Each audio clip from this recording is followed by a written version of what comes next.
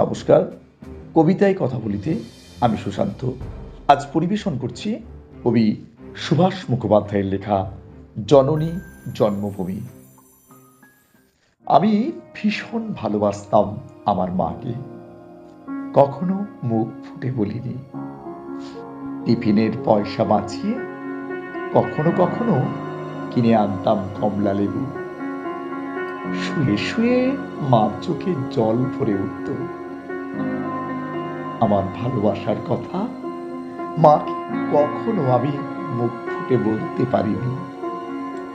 হে দেশ, হে আমার জননী, কেমন করে তোমাকে আমি বলি, যে মাটিতে ভর দিয়ে আমি উঠে দাঁড়িয়েছি, আমার দুহাতের 10 আঙুলে তার স্মৃতি। আমি যা কিছু স্পর্শ করি সেখানেই হে জননী তুমি। আমার হৃদয় বিনা তোমারই হাতে বাজে। হে জননী, আমরা ভয় পাইনি।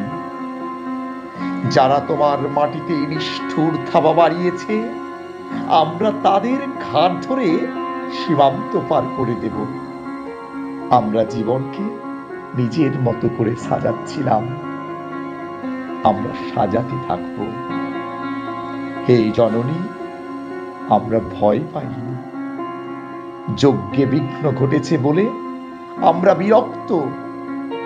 মুখ বন্ধ করে অক্লান্ত হাতে হে জননী আমরা ভালোবাসার কথা বলে যাব। হে জননী আমরা ভালোবাসার কথা বলে যাব। নমস্কার।